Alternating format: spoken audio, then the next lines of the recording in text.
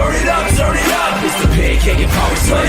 Turn it up, it's the pancake and power slam. Turn it up, it's the pancake and power slam show.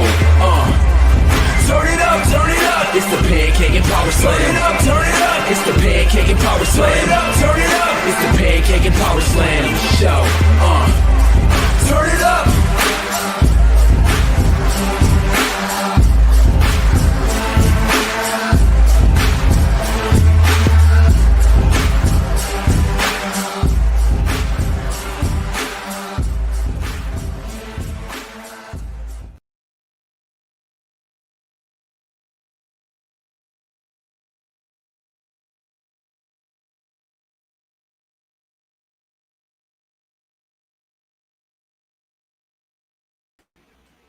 There we go. What's up, everybody? What's up, everybody? What is up? What is up? What is up?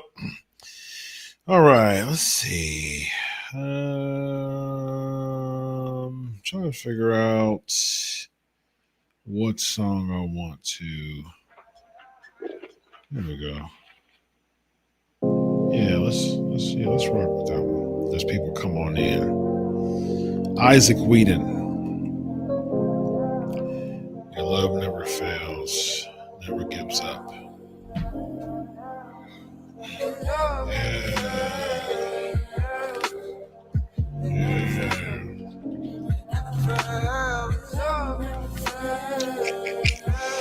Never gives up, never runs down on me. Come on in, y'all. Yeah.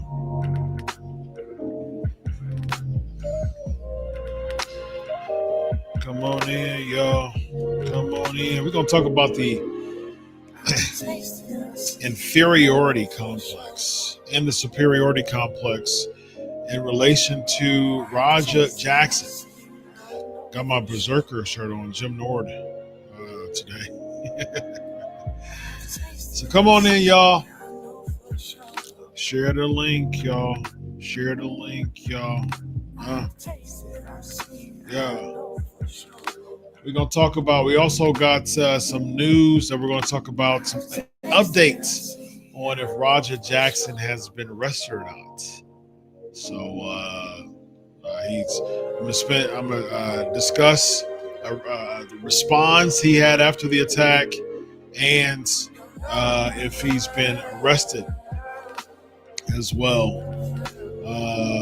So we're going to talk about that tonight, and of course take your questions. Hashtag Ask Doc.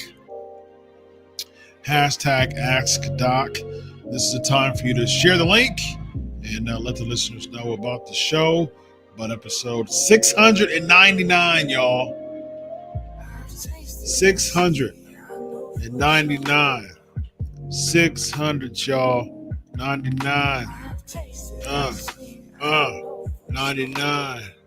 600, y'all. 99. Yeah. 99. How y'all doing out there, man? Roger Jackson, one of the most controversial topics of all of professional wrestling that we've experienced over a long time. And I mentioned this before in previous shows that this is proportions of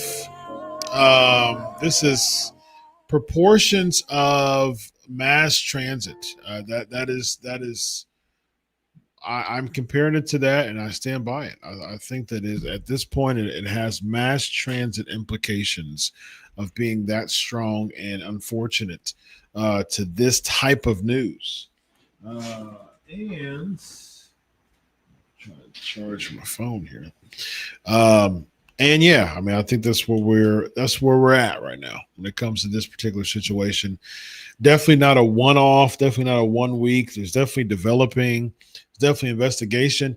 And this is something that I just saw that was just absolutely bizarre. Speaking about getting my phone out, I was sent a flyer.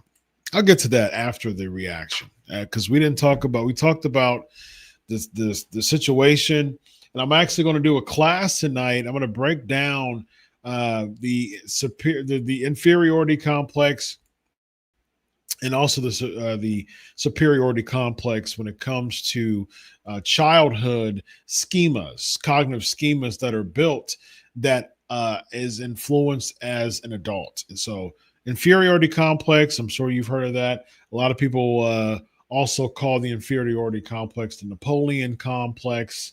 That was a saying that was spread around for a while, but it's the inferiority complex and it's the superiority complex. I'm going to talk about both of them and how it relates to this Roger Jackson incident. So let's get right into it, y'all. Let's start off.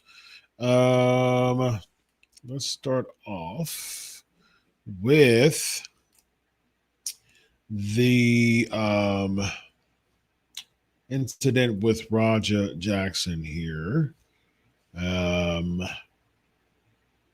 basically he's going to play his response. He's going to play, let's see here. He's going to play he's going to respond. This is right after. I mean, his shirt was still bloody, unfortunately.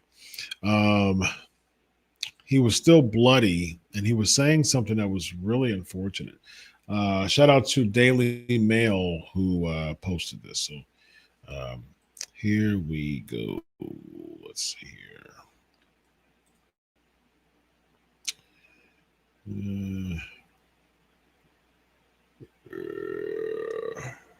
Let's do Let's do this one here.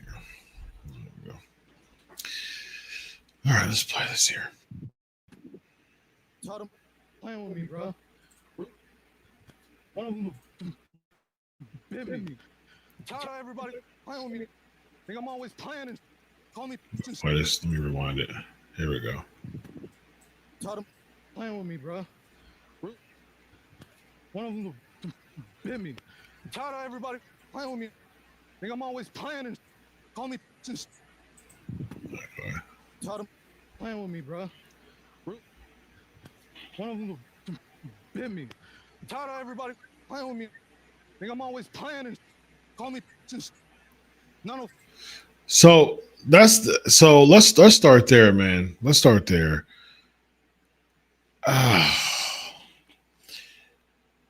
This right here, I mean, when I saw this, I mean, this was after.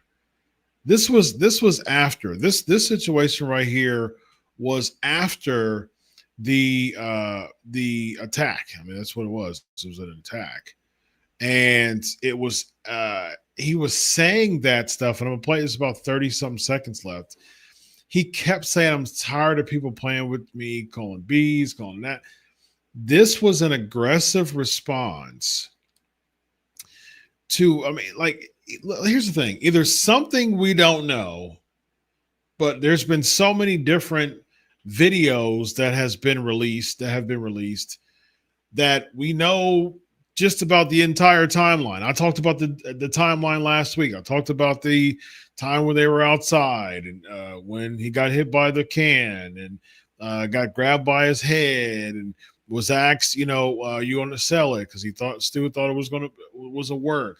AJ Manna saying to get your receipt, and the kick live stream where people were egging him on, and he goes in there and then he gets stopped. And so this was after. Dude's shirt is still bloody, and he's now talking about, I'm tired of people playing with me. Like, that was somehow we saw the sequence of what happened. I'm sure it was in parts, but as far as patching the parts together, we saw the situation that he dealt with and kept saying that I'm tired of people playing with me. And I said, man, this sounds like an inferiority complex to the T. Playing like he unfortunately, based on what he's saying, Stu was the fall guy, unfortunately, to a unfortunate combination of feelings that stemmed based on how he feels about himself, how people keep playing with him, as he directly said, he quote that. And so somehow Stu gets the damage and the collateral damage of his particular feelings toward people. He's tired of people playing with him. Stuff like that, man. There's something going on with this guy that's really, really that needs to be studied, that needs to be analyzed. That's the reason why I had a couple of things in mind. I was like, man, I'm not done. I'm not done with analyzing this thing, because I really want to break it down more from a psychological standpoint, from an actual psychological standpoint. I really want to break this stuff down, because not only did he realize that, okay, dude flatlined, dude was laid out in the ground, he would have kept punching him if he wasn't stopped. And seeing blood in his face, he correlates tired of people playing with him, and he correlates and relates that to nearly killing someone in the ring, who hit you who gimmicked you with the near empty beer can. Something's missing here. Not from a standpoint of not patching the pieces together, as far as making Raja, exonerated from this, or softening the blow, or trying to dilute what happened. I'm saying it from a standpoint of there's some psychological stuff going on here within Roger Jackson to make these types of broad brushing comments. Now, when it comes to things like that, or when people are dealing with inferiority complex, and we'll get to the science of it here in a moment, but when people are making broad brushed statements like this, people like Syko Stu was the one who played with him by gimmicking him. Again, he apologized and everything. He took a gimmicked moment that's had an apology, and he picked them up, slammed them down, knocked them out, used excessive force, and somehow with blood on his shirt walks out of the arena, tired of people playing with him. Those broad brushing statements is very, very concerning. It's very concerning, man. And so I want to play the rest of this, and then I'm going to play Doug Melo's gives the status. And unfortunately, I didn't. There was a couple of words that were screwed, that were muted out. Probably didn't catch all of them. I didn't even edit. It was so much time editing the last one. I didn't edit this one, but I listened to enough of the section on the play that I didn't hear any profanity. But yeah, that's they were going in just like they were last time too. So let me finish playing the rest of this here, and continue to analyze this here. Bro, at the end of the day, I'm gonna stand up for my fucking self, because I'm tired of everybody playing with me, bro. Real. Man, that is aggression, man. That is absolutely aggression. There's absolutely zero reason at all that a gimmicked shot from a side of the head shot from a gimmicked beer can should result into this kind of aggression. No way. There's no way. You've got to think about there's something psychologically going on. Now, from my analysis, I can correlate it to some tendencies of an inferiority complex, particularly a superiority complex, because when we get to the superiority complex, there's more outward expressions of anger, versus the inferiority complex is more anxiety, depression, low self-esteem, low self-worth, things like that. But superiority complex is an outward masking of inferiority complex. Inferiority complex psychologists and psychology experts would say, specifically the originator of this whole thing, Alfred Adler. So we'll get to that in a minute. But man, there's something going on with this, man. There's something going on with him. It goes so much deeper than this. It goes so much deeper than this. And here's the thing, man.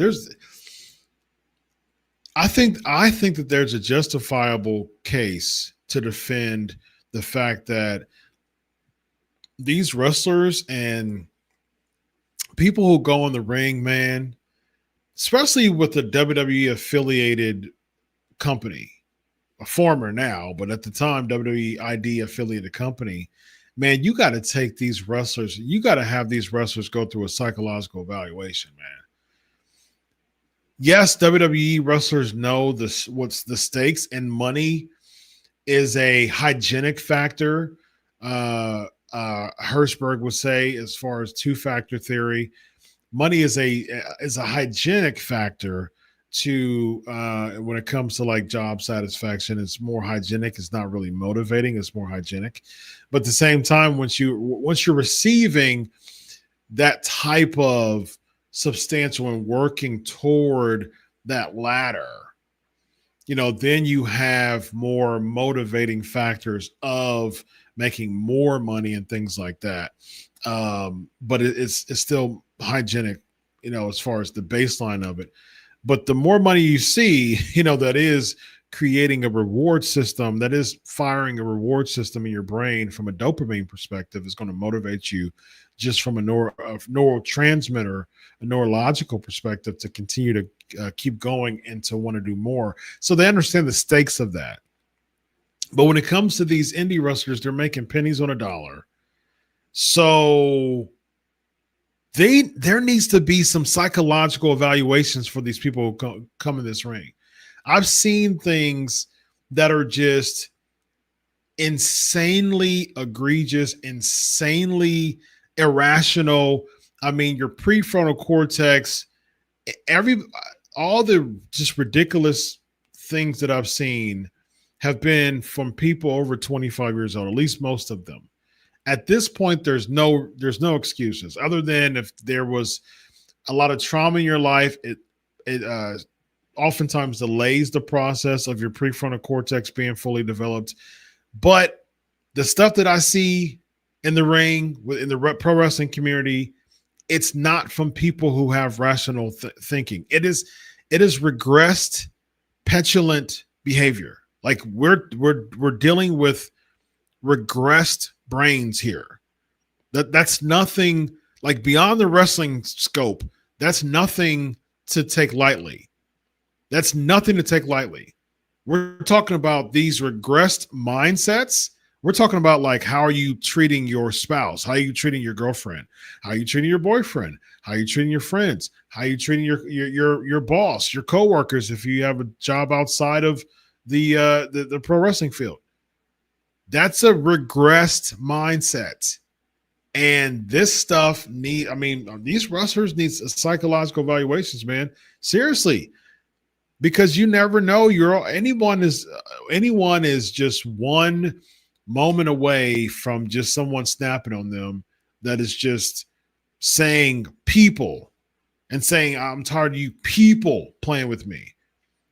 From what we're hearing with Raja, that Syko Stu incident was just not a Syko Stu, but Syko Stu and other people that he blacked out and just had that moment of just disinhibition and reduced impulse control. This is serious stuff, man. This is nothing to play with. Listen to him.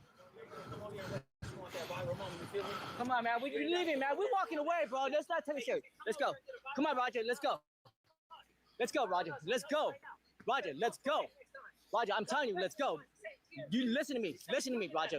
He's even warning. He's even threatening to go back. You guys trying to jump me? Let's go. You ain't gonna do to me, bro. Let's go, Roger. You can't. And the lack of accountability that comes with that is just alarming. You guys try to jump me after I sat there and almost killed a man? What? You want to talk about deflection? You upset that people were saving you from a murder case? What? With me, bro. Let's go. You can't. Bonkers. Look, you can't F with me. Bonkers. The absolute levels of aggression that this man is showing in this particular situation is very alarming, man. It's alarming. It's absolutely alarming. And it's sad, man, because this is the same mindset. This is the same person with the same mindset who was allowed to go in the wrestling ring and get his receipt on an active wrestler. And he's not. He's not an active wrestler. And this absolutely shows that there needs to be urgent psychological and psychiatric help. Because again, this is the same person, that aggressive behavior, that superiority complex, which is rooted from insecurities, that same complex, those tendencies that we saw in that video, was allowed to go in a wrestling ring and get his receipt on a wrestler.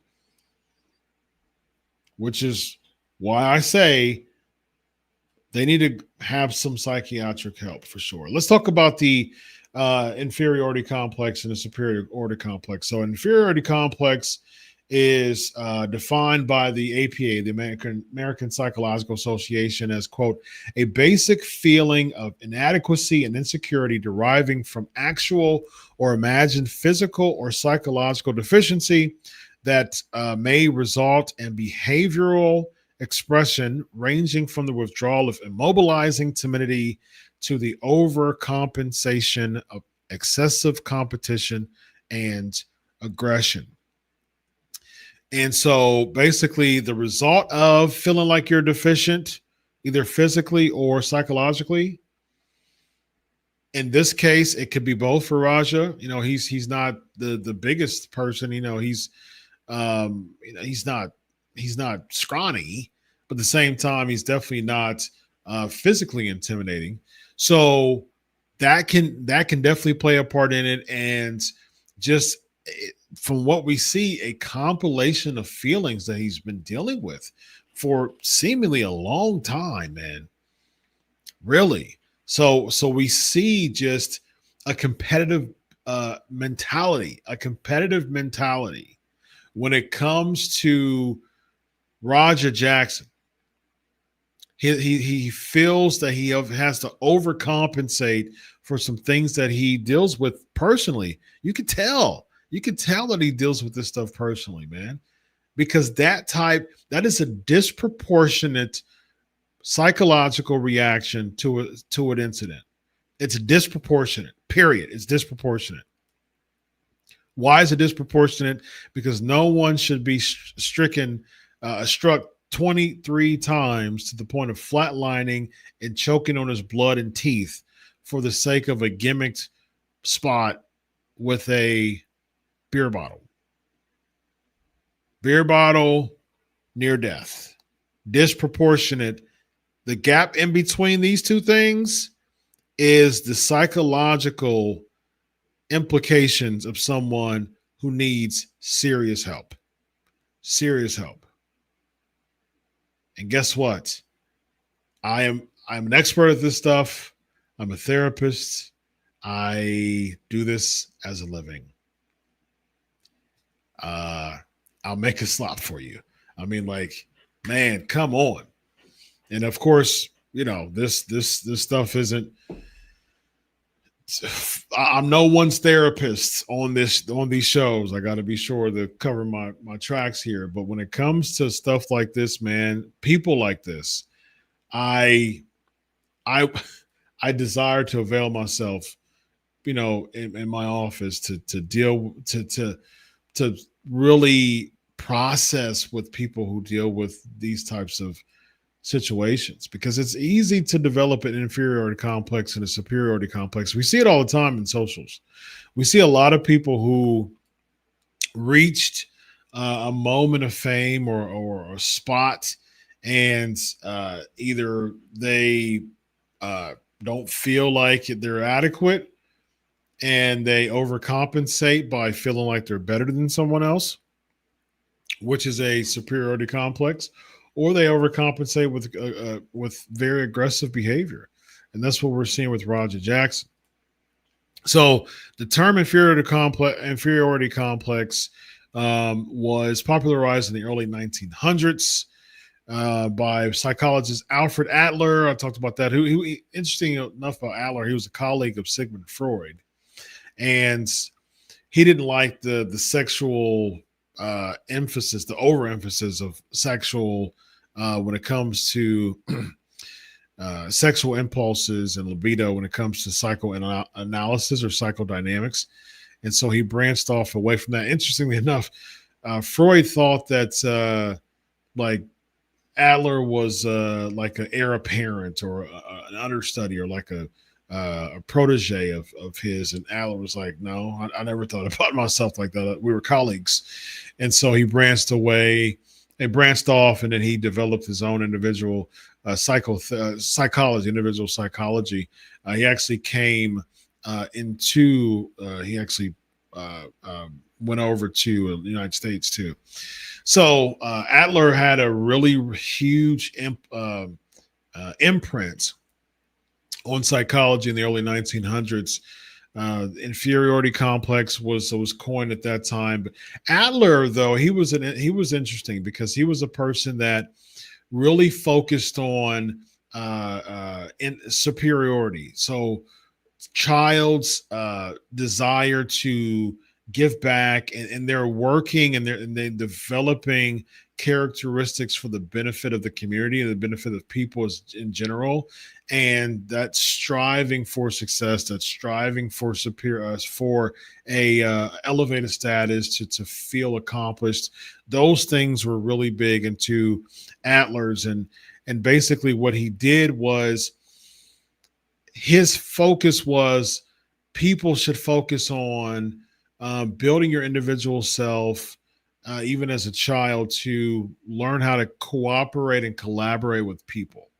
But the problem with that is the hiccups in that process is inferiority complex, which can be branched off to superiority complex. So inferiority complex is the negative part of Adler's belief that, like, hey, if we feel encouraged, we can connect with people, we can collaborate with people.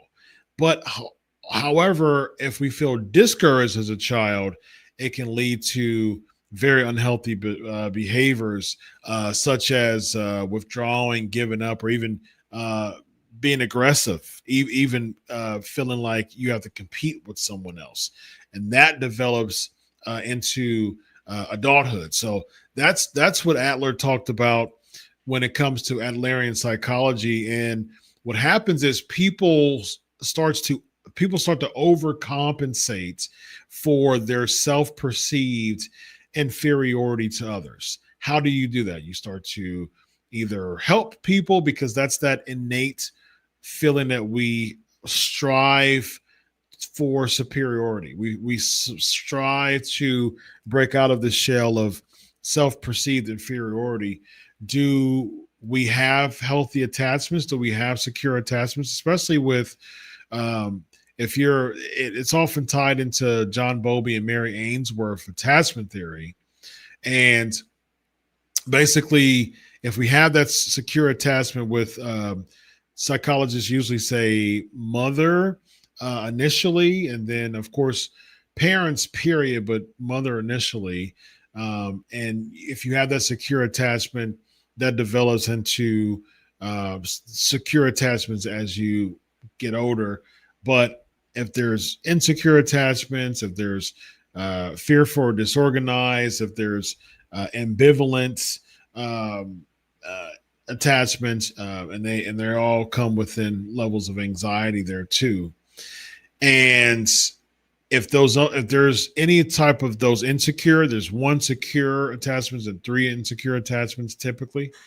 If you fall within the three insecure attachments, it oftentimes carries over to how you interact with people growing up. And so if there's some insecurity that was developed from caregivers or as a kid growing up, as an adolescent, it carries over.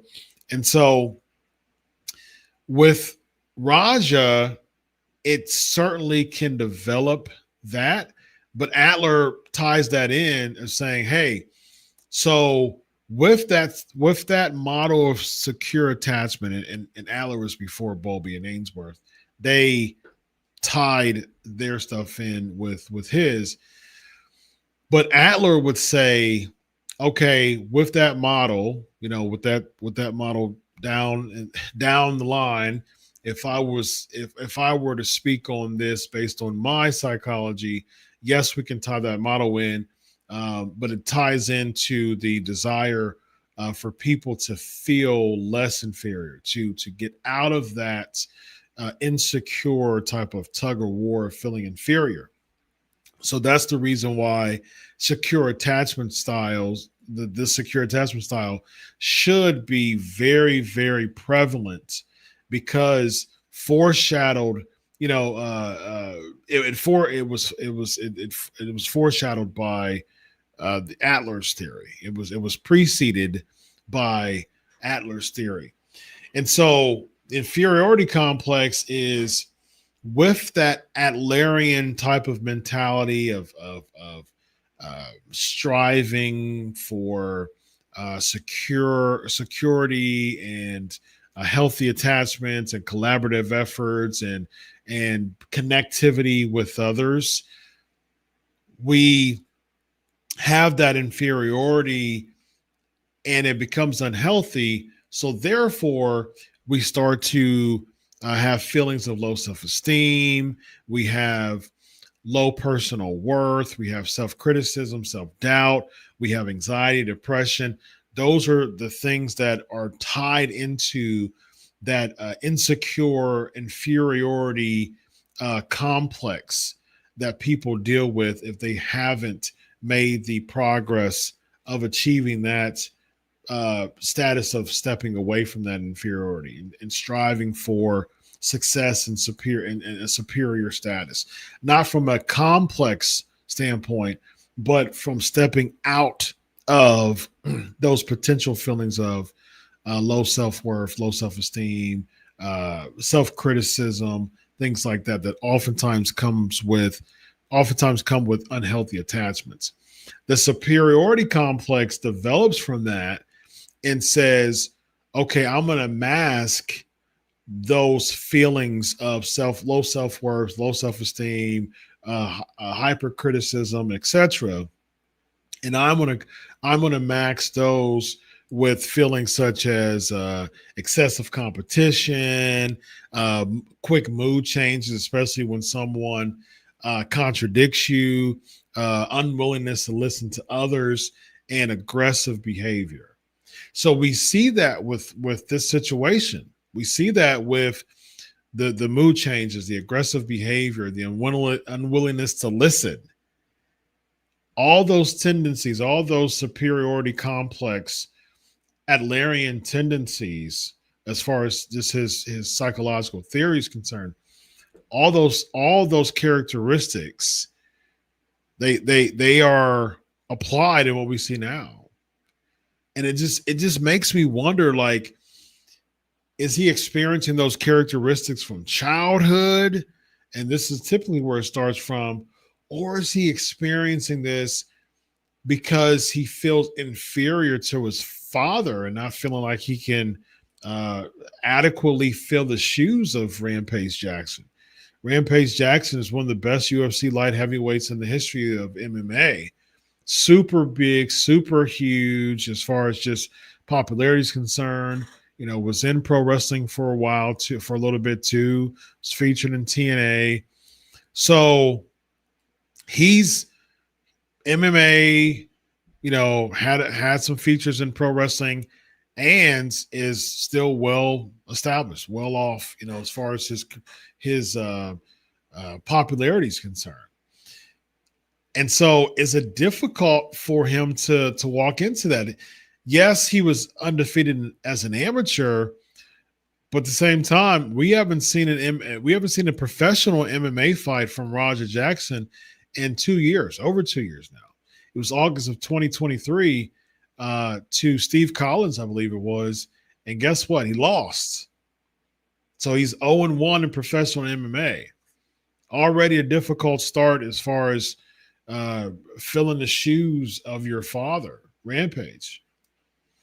So those factors, when I was thinking about this, I was like, man, it really seems like there's something going on. I know there was some discussions as far as like his not feeling the same since his mom passed, stuff like that. He's 25. Stuff like that can definitely have implications of someone's psychological health. And it just makes me think that it could be exacerbated, and that the situation with his mom and grieving from his mom could also be masked from aggressive behavior, because a lot of times people who feel insecure about themselves, who have that inferiority complex, even showing like vulnerable moments, are it makes them feel lesser than. It just kind of deepens and further internalizes the feelings that they have toward themselves. So they're not expressive of it the way that it should. They don't manage it well. Instead, they get aggressive. And so all these things really, really pile up to show, seemingly from what we saw, analyzing that video that we saw and the level of aggression that we saw from him, it definitely shows tendencies, at least, of an inferiority complex by way of a superiority complex. And so, man, it's really sad to see this. It's really sad to see the situation. It's really sad to see that response video and the level of unaccountability, the level of immaturity that came from that response. Someone's blood that he was choking on was on your white shirt. And what you take from that is it's other people's fault. You were upset that they jumped you to prevent you and to save you from potentially spending 25 or more years in prison for murder. But somehow it's their fault. Somehow you're tired of people, picking on you, tired of people playing with you, is what you would say.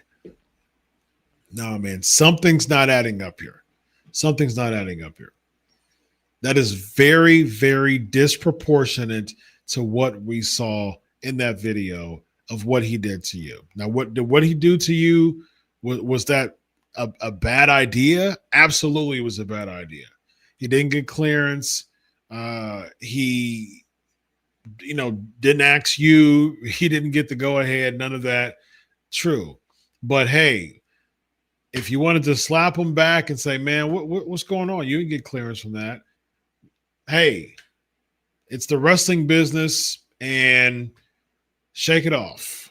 Shake hands, go your separate ways. But the one who's a person in this situation who's dealing with a superiority complex feels like they have been challenged, feels like their ego or their identity or their self-worth has been challenged. And plus, he was being egged on.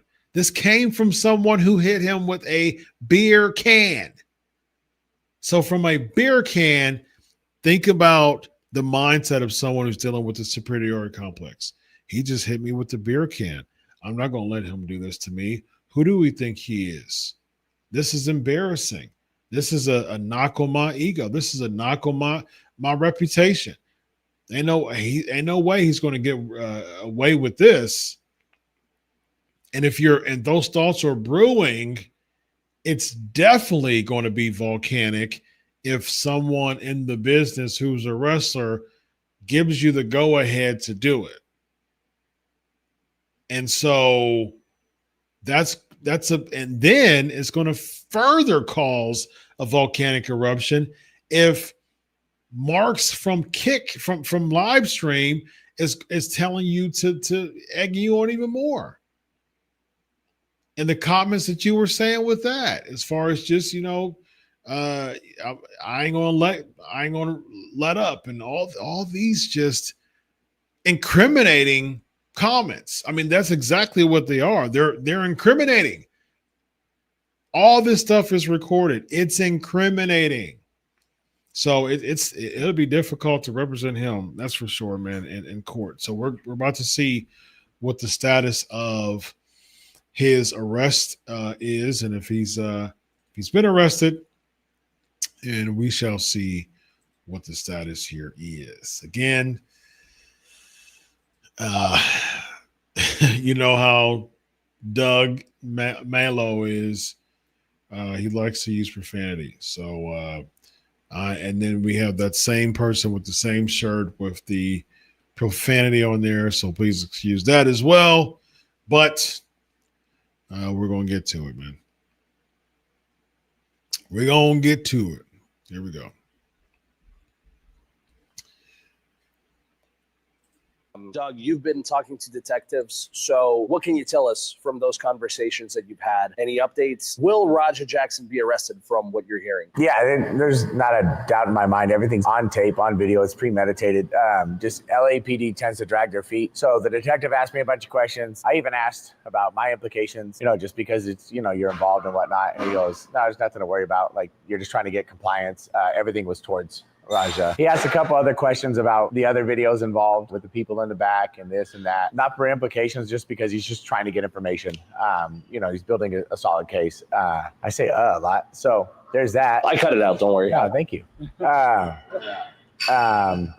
say it as much as you want. Yeah, perfect. So I talked to a detective friend of mine. Pause real quick. People, it's rubbing off on me, but people were like, oh, why is there so many jump cuts? What did you cut out? Well, it's literally, if you watch Doug's other podcasts, you'll know. Yeah, that's so good. Out of the case, just asked him about formalities, what I should look at, what not to look at. He was saying that this is just how LAPD works. They drag their feet. So they're building the case right now. They get all the evidence. The state's going to pick it up because there's so many people, so many witnesses. Heck, even my little brother saw it. My girlfriend, my mom, all the kids that saw it, all the people there. So that right there, they have the evidence enough to try the case. And then what they're trying to figure out is what level of premeditation is, from my understanding, is why he's trying to figure out what conversations took place, what conversations mean.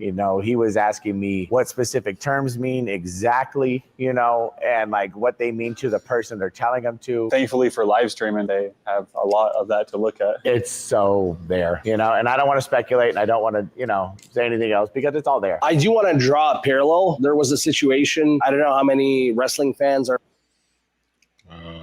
aware of it, earlier this year with this guy named Wes Watson. If you guys watch John Bravo, you know what I'm talking about, where he beat up the 7-foot monster, and he wasn't arrested on the spot. It ended up taking several. You went on TMZ and you did an interview. Apparently you switched up a bit and you said that Raja should not be arrested. So were you paid off? I never said that. Well, that's what people heard, and they're saying you were paid off by Rampage Jackson. So is that accurate? Were you? Well, if Rampage, you want to pay me off, I'm open to it. You know what I mean? What's your price? A couple million, $1 million. $1 million. All right. I got things to do, It's a lot of gold chains I could buy.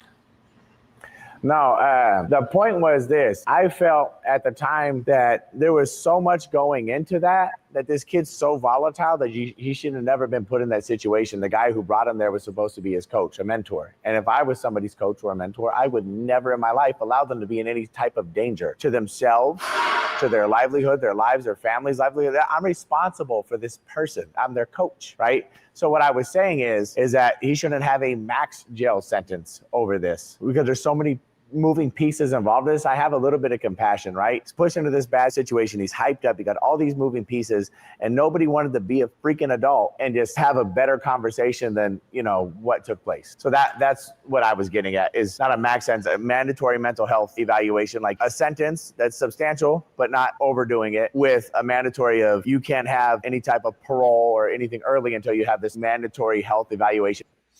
Yeah, and we're going to close that on that. He did say that there's some status of him.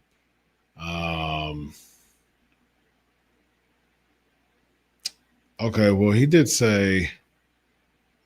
Okay, let's talk. Let's do a couple more. There's a couple. He said that he's saying that a sizable sentence with mandatory mental health evaluation. I've had clients where there had to be mandatory evaluation and things like that, so I'm very familiar with that.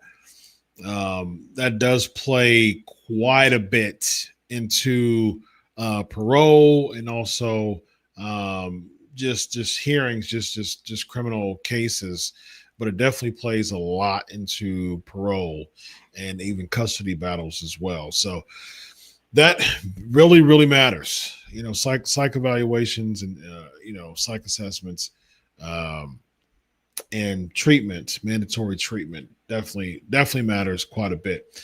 He also has given an update of Syko Stu being out of the hospital, and um, and he aware of what happened. So I thought I thought that part was interesting too. So let's talk about that here. Let's find out what's going on here. Paid off. Speaking of Stu, he's out of the hospital as of today. I saw a post. Now, how aware is he of what actually happened? Because at one point I saw something about they said they don't want anybody to tell him what happened and to say he just hit his head in the ring. So at this point, is he fully aware of what happened? Well, medically, when you have a head injury, you can't stress that person. So depending on where he's at in recovery, they have to break it to him slowly. So if you're hearing that he doesn't know exactly what's happening, it's because that's doctor's orders. Any type of stress that he goes through, anything that causes him sadness, anger, grief, or any of those things can actually set him back mentally. He's going to be in like the state of fog, and when you already have PTSD, you already have trauma caked in, and now you're adding another traumatic event to the brain. It's a perfect storm for all types of bad things to happen. I believe he's aware of the basics of the situation. I'm not sure he's aware of how sensationalized it's become and kind of the gory details that we're all aware of. But I'm pretty sure he knows like pretty much what happened. Because I noticed today the post was in third person. It wasn't him posting, so that made me curious too. There's a lot of negativity out there on the internet because the people suck. The internet has some of the most ruthless, heartless, most terrible people who make the most god-awful videos about tragic events and story. For nearly 50 years. Here we go with this again. Ooh-hoo. Ooh-hoo. Syko Stu is he suing Raja specifically, or who is he suing specifically? I know from a decent source that there are lawyers involved, but that was on the internet. I think it was X posted it, and then a couple other ones. But is this confirmed, for a fact from your source, right? That there's lawyers involved. Is there any idea of who he's suing? I think their first name starts with an R and their last name's Jackson. Yeah, we know that there are lawyers involved, so let the process play out, and then we'll know it by ear. But I can say there's a high probability of that. That's what's going to happen to Raja? Yeah. All right. Well, we see there that they said legal action is underway when it comes to Raja Jackson, and so that's not a surprise, though. That's definitely not a surprise when it comes to this situation, and it's also not a surprise that if he gets if he gets a very harsh sentence, there's so much evidence that supports why it would happen. Now, if he gets exonerated, then that's a whole different, can of worms that will come out. But I'll tell you what, there's a company, there's a company that wants him to at least be exonerated because it is something that they have put on their tag on promotion to Danger Pro Wrestling, coming soon. Raja Jackson, in a bad and bold move. I'm gonna let you see this here. In a bad and bold move, indie pro wrestling company Danger Pro books now infamous son of Rampage Jackson, Raja Jackson, for upcoming appearance at their event. Tickets available. Stay tuned for opponent announcement and date. All dates currently listed on our Eventbrite. And a bold move. Now, this is somebody who basically was has been one of the most infamous people in all of pro wrestling for what he did. The very fact that he repeatedly punched a lifeless body in a indie wrestling promotion with 32 likes wants to capitalize on that and use that to bring people to to that event. And you wonder why someone in the psychology field like myself gets embarrassed with affiliating myself with pro wrestling in this capacity, man. It's embarrassing. It's embarrassing. The psychological levels on so many of these wrestling fans and even promoters is embarrassing to the common mental prefrontal cortex, rational thinking, rational behavior, emotional regulation, just neurotypical adult behavior involves none of this, especially a promotion trying to get a buck off of someone almost dying in the ring, man. This is what we've come to. No vetting, no sense of decorum, no rational thinking, no sense of self-respect from a promotional standpoint. You've came to a point, we're at a point right now in the world of professional wrestling. Never said that it didn't exist before, because there were pockets of it. It was more taboo then. But now we've developed a community in the pro wrestling field that someone doesn't feel potentially ostracized, or someone is bold enough, even if it's even in the description you see it, someone is bold enough to capitalize on someone nearly killing somebody in the ring for a buck and a few people to appear to this event. What is it going to do? What's the point? At the end of all this, if this potentially could have happened. I got this earlier, late last week. It didn't have a date on there, but it could have happened. It could have been on pause. The very fact that was posted, the very fact that was posted, ladies and gentlemen, goes to show the overall, the overall landscape of professional wrestling, minus, just a solid presentation of the WWE, and AEW has a solid presentation too. But the fans, that's another hand. That's on a different. There's that level of respect that comes with a more polished, there's psychological effect that discussed that, as far as just when someone has a more polished, presentation, there's that level of respect that increases within them, toward them, versus if someone is not as polished, it creates it lowers the level of respect.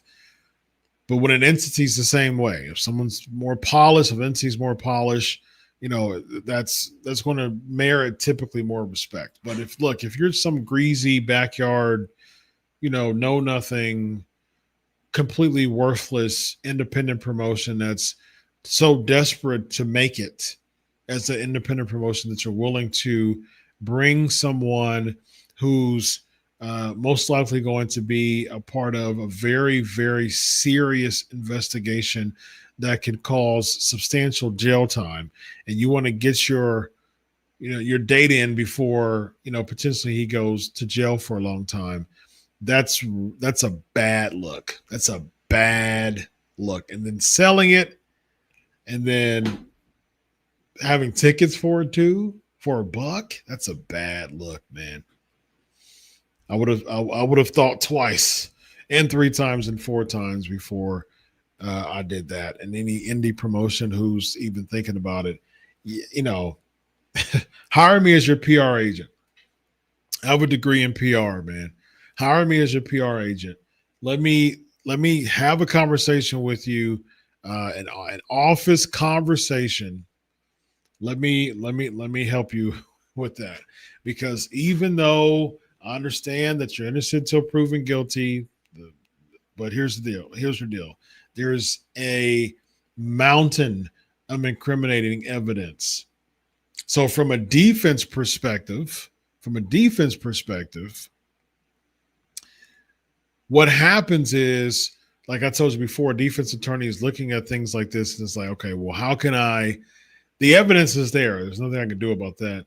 How can I lessen the blow? How can I lessen time, for this person? And so that's what it looks like. Again, we shall see.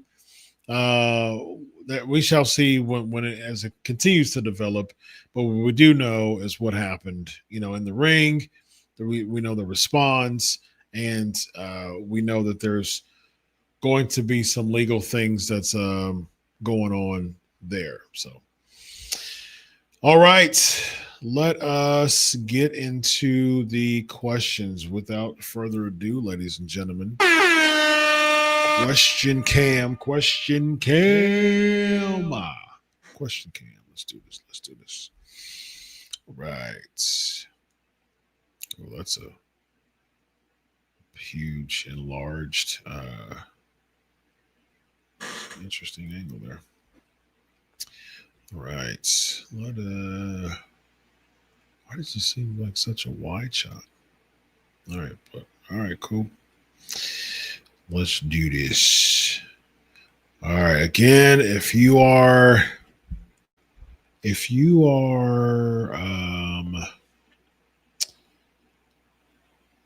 not a Patreon member, I may get a couple of questions out of you, but let's do this. Save that for the Patreon. Let's do this. Mado, thoughts on the mental pressure Arch Manning is facing after losing against OSU? That's another class, to discuss, because that is a lot. That's a lot, man. That's a lot going on for Arch. And the thing is with Arch, man, I gotta give Arch credit, because Arch has been doing a fantastic job with just keeping it cool, man, keeping it kosher. Arch Manning has done a wonderful job doing that. He's done well. He's done well. But as far as the media is concerned, he's the social media golden boy, or at least was until Saturday. It's a lot of pressure on a kid like that, man. He's a kid, he's a young man. He's a young man. And so, man, it's tough for people to deal with that, because you let so many people down, man. That is traumatizing. Unfortunately, Elvis, with the sad news, a friend of mine sadly passed away on Friday at age 55. Lisa had breast cancer. Sorry to hear that, Elvis. Very much so. I pray for the strength of you and the family of Lisa during this very tough time. Thank you for sharing. Zubair, birthday celebration tonight. I'm available to join and blessed to spend 2 years of my special day with you, doctor. Absolutely, man. Happy birthday. Let's party on the Patreon for Zubair. Ab said, I heard Rampage said his son hasn't been the same since his mom passed. Yeah, okay. Yeah. So it's confirmation of what I just said. Yeah. Yep. I mean, that can definitely change a lot of things, but your mind in that particular situation, your mind has to be there's much more that adds to that. If you are, that can definitely cause more trauma to add to that. But as far as just like that aggressive tendencies, that aggressive behavior, and what he said after leaving that building when he was stopped from nearly killing a man, that's a whole lot of different. That's a lot of different than being nudged to feel a certain way. It's usually nonviolent. But man, I mean, it's definitely something going on there. Rollin, what's up? These are great topics. Roger Jackson definitely needs to sit down with somebody with your expertise. He was surely operating with only the primal part of his brain. Yes. And so I would even say this. Let me even nerd out a little bit more. So And when someone makes that type of impulse, lack of impulse control, so you have a part of your brain called the amygdala, and that deals with, I mean, that deals with emotion regulation, fear response, stimulus control when it comes to stuff like that. So your amygdala works with your prefrontal cortex of like, okay, so this particular situation is coming in. It's probably, so amygdala, when you think of like emotional hub, it's called the limbic system. And so your amygdala deals with the regulation of your emotions. There's other parts but the amygdala does specifically in many ways. And so your prefrontal cortex, the stimulus comes, and then you have an opportunity to respond to the stimulus. And so the emotional part is, let me regulate the intensity of this emotion and let me rationalize my decision making. And that's where your prefrontal cortex comes when it comes to decision making and rational behavior. And your amygdala is different types of processing too, top down and bottom up processing too. And so when it comes to that independent information, when it comes to your processing, you have that bottom up processing type of, okay, it's hitting my amygdala. It's getting to a point where I'm having that emotional response to it, emotional ability to see how I want to respond to it. The amygdala kicks in to regulate that, and the rational outcome, the rational decision making, or the rational behavior that comes from that is very influenced by your prefrontal cortex. And so when it comes to Roger Jackson, for a moment, those factors, they were shut down. They were shut down because there was something in him. And oftentimes, again, trauma does this, man. It was so intense that those things in his brain shuts down. Oftentimes people get drunk, it affects those two areas, your amygdala and your prefrontal cortex, and also your cerebellum when it comes to stability and balance. That's the reason why people take alcohol tests and things like that. They do the line test when it comes to levels of drunkenness and things like that, because it affects your cerebellum, which is in your hindbrain area. And so all those things are affected. But when it comes to this type of intensity with someone's feelings too, very similar things. If those things are shut down, if someone's just like belligerent, and a lot of people get like super loud when they get drunk, and they don't really pay attention to how loud they are when they're drunk, that's because their amygdala is compromised. And their rational behavior is compromised too. And they start to slur and they start to stagger a bit. That's because their cerebellum's compromised. And so that type of intensity that someone in a drunken state has when it comes to amygdala being compromised, prefrontal cortex being compromised, that oftentimes, I mean, that can happen in this particular situation, as we saw as well. And so it's fascinating how the brain works, but it's unfortunate. That's the reason why people need to really, really make a serious concerted effort, a strong effort to be able to go to therapy, seek therapy like intensely, especially someone who's 25 years old, man. You can't afford to be compromising so much of your life and potentially wasting it in jail. And that could happen, with a lot of people feel like it should happen with Raja because of this incident. Man, you gotta seek help, man. Because a lot of those disorders, they happen within, childhood and adolescence.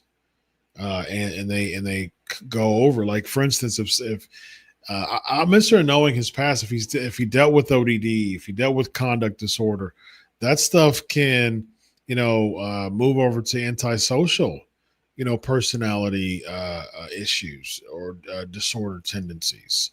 When it comes to just no remorse, for aggressive behavior, the unwillingness or the disengagement from people, not positive relationships with people. That's when people deal with like antisocial tendencies.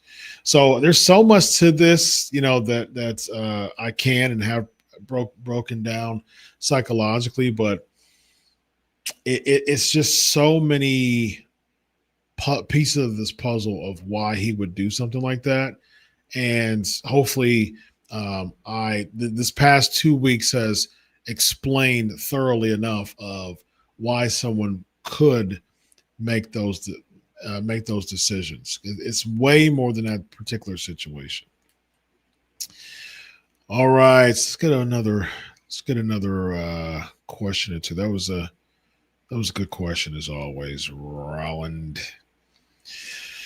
Let's see here. All right, just a lot of people commenting, which is good. Lots of interaction in the chat. All right, with that being said, y'all, I think I'm gonna move over to the Patreon now. Let's do it. Patreon, we got some partying to do for Zubair. Let's see. I'll probably miss some. I got some that's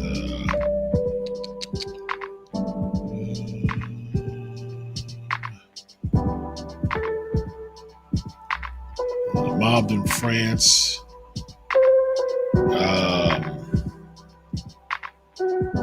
Vince Russo and I talked about that for Sportskeeda, so we did a whole video about that. So stay tuned for that on the WrestleBinge channel. What? The Danger Pro was another WWE affiliate? No way. Is that right?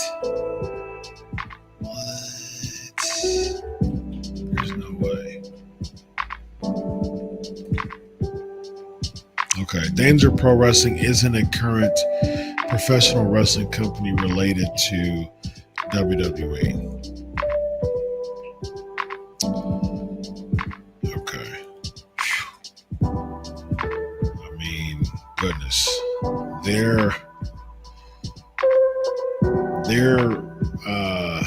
They got 3,000 followers.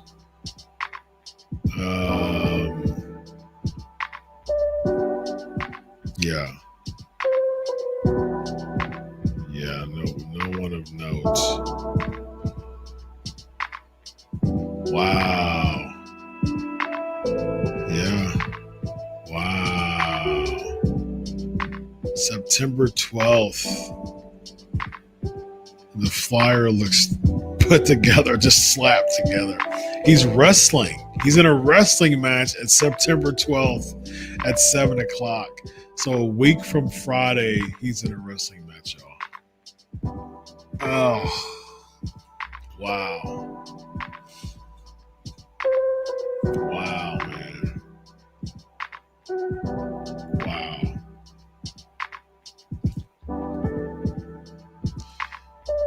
Combat Zone, Garbage Promotion Champion, Judge Dredd pays promotion.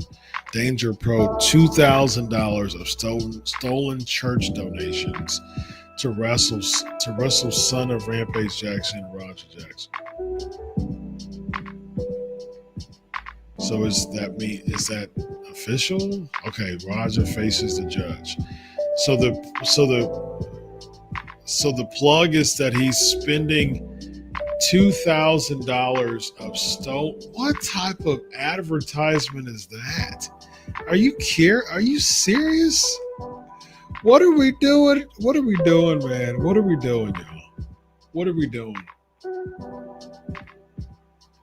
Wow. Judge Dredd is an untrained wrestler, so we don't take responsibility for what happens in the ring this night. Honestly, we hope they both don't kick out.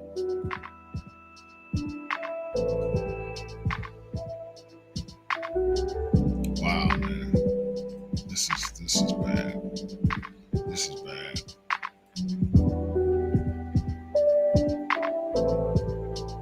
What? Oh my gosh. Now someone is naming him a y'all.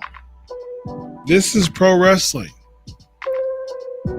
This is pro. I mean, it's public information. I usually don't like putting stuff like this over.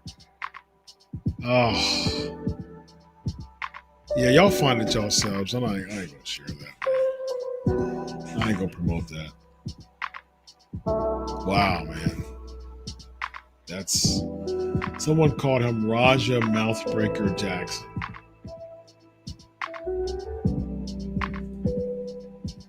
Wow, man. That's what we're dealing with. That's where we're at, ladies and gentlemen, in the world of pro wrestling. And the mindsets that endorse this. This is serious stuff. I mean, like, people, it's easy for pro wrestlers and pro wrestling fans to be stuck in the pro wrestling bubble. But outside of the pro wrestling bubble is real life.